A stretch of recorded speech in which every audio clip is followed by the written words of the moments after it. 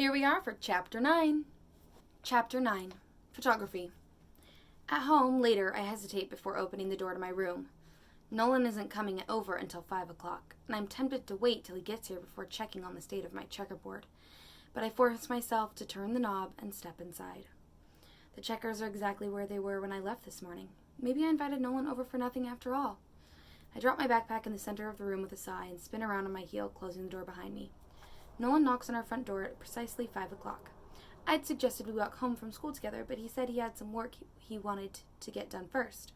Turns out, the work was research. About our house. He walks into the door shaking his head. I couldn't find anything unusual about this house or your neighborhood. No reported hauntings, no mysterious disappearances, and no little girls murdered in the bathroom. I shudder at the mere mention of the little girl murdered in the bathroom as I lead him into the kitchen. He's barely stepped foot inside the house. Really? Did you need some attention?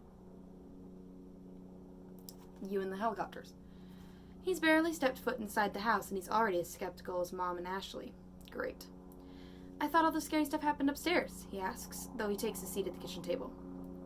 Flustered, I nod. I mean, it's not like my mother ever handed me a list of rules about being alone with a boy in the house, or whether he's allowed in my room. Still, I can't help thinking about what Ashley said a couple of months ago.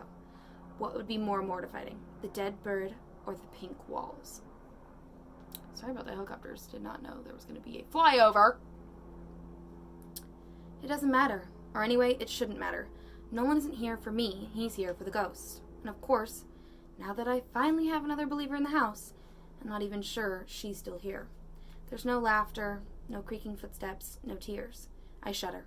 Did the ghost actually drown last night? I mean, I know ghosts are already dead, but maybe they can, I don't know, die a second death? A horrible death, I think, remembering the sounds of her struggle. I swallow a sigh. Maybe I should just admit I'm going crazy, like Ashley would say. Maybe I should let Mom send me to the shrink in our hospital every day after school. At least then I'd have a chance of seeing her before dark. I say finally, leaning against the island counter in the center of the kitchen. Do you want something to drink or something? I could make coffee. No thanks, Nolan says, standing up. Great, he's going to leave. He's been here for less than 5 minutes. But instead, he leans against the counter across from me and smiles. Don't worry, sunshine. Just because I came up empty-handed doesn't mean I don't believe you. Come on, there you go. Sit down. That's a good boy, thank you. Now I do sigh. A sigh of relief. Feeling that familiar Nolan-centric warmth wash over me. I'm sorry I don't have anything to show you. The ghost isn't exactly at my beck and call. After last night, I don't even know if she's here anymore. I'm sure she has a busy schedule all her own. You know, places to go, people to haunt. Nolan grins, and so do I. The doorbell rings, making me jump. I laugh at how easily startled I am. I'll be right back, I say, walking from the kitchen to the front door. It's the postman, delivering an envelope that was too big to fit in our mailbox. I look at the return address as I take it from him, muttering a barely audible thank you. Max's Photo Shop in Austin. I reach into my pocket and text Ashley. Photos arrived. You are the best. Then I spin around, almost tripping in the process. Maybe I do have something to show Nolan after all. I rip it open the envelope and run back into the kitchen. Look, I shout, holding the photos up above me just like I've won something. Are those the pictures you took? I nod and Nolan reaches out to take them from me. Let's have a look. Standing side by side, we spread the black and white photos out on the kitchen counter. Something isn't right. I bite my lip as I lean over to get a closer look. I can't put my finger on it, but something about the photos look off somehow. Maybe the developers screwed up the film, Nolan suggests, but I shake my head. No, I sent the film to Max's for a reason. They're the best. And you can tell, nothing is out of focus. Now that the film is smudged, Nolan nods, leaning over the counter until our heads are nearly touching. Quickly, trying, and no doubt failing, to be subtle, I lower my own head closer to the photos, careful to make sure my face doesn't brush against his. Look, I say, pointing to one of the photos of my bedroom. Do you see it? What? Nolan says. I can feel his breath on the back of my neck. Being this close to him still doesn't feel right. Okay, I know I'm thinking about ghosts right now, but there's enough room in my brain to not also worry that I'm never going to actually get my first kiss if I can't handle just standing this close to a boy I actually like, who's being so nice to me, who believes me. But Nolan must sense the way I stiffen because he slides a few inches down the counter away from me. I shake my head. Maybe it's impossible for anything to feel right when you're literally looking at pictures of ghosts. That'd be a lot easier to believe if I hadn't felt exactly this way when I brush was brushing glitter off his jacket in our visual arts classroom. That shadow, I point to a gray shape in the center of the photo I took of board games scattered across the floor of my room. I'm kind of relieved that the photos are black and white so Nolan can't see that my room is actually bright pink. There's no object above it, nothing to actually cast a shadow, and yet, there it is, Nolan finishes for me. There it is, I echo, studying the shadow. From this angle, it just kind of looks like a blob. It could be anything. Nolan says exactly what I'm thinking.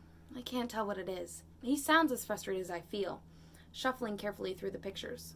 Maybe you caught it from a different angle in one of the other photos, so we can see what shape it is. I dig through the photos. Everything is all out of sequence. The pictures of the toys in my room are next to the pictures of the room when we first arrived, when I hadn't even unpacked my stuffed animals yet. I guess the folks at Max's didn't bother keeping the pictures in order. It's not the kind of thing that was ever important to me before. There, I gasp, pointing. Nolan lifts the photo off the counter and holds it up in front of us at eye level. Or his eye level, anyway. Wow, he says, and I nod in agreement. My heart is beating so fast now that it feels like it's about to burst my chest. I'm breathing as hard as if I've been running. Oscar circles my legs nervously, like he knows something's wrong. I can't believe it. I mean, it's not like I didn't think I was right about what I was seeing and hearing, but still. I don't know if I ever actually really believed I would capture the proof. Or, at least, not proof like this. Not something so clearly visible to the naked eye. Something that the person standing next to me can see as easily as I can. At the center of the photo, in the center of my room, surrounded by board games and stuffed animals, is the very clear, very distinct, utterly undeniable shadow of a little girl. Before I can stop him, Nolan is sprinting up the stairs. "What are you doing?" I shout as I run after him. "I want to get a better look," he shouts back. He throws the door to my room open and practically leaps up onto my desk chair. "This is where you were standing when you took the photo, right?" I nod. "I thought I'd be able to capture the entire room from there." "You weren't wrong," Nolan says appraisingly, holding the photo out in front of him. I shake my head.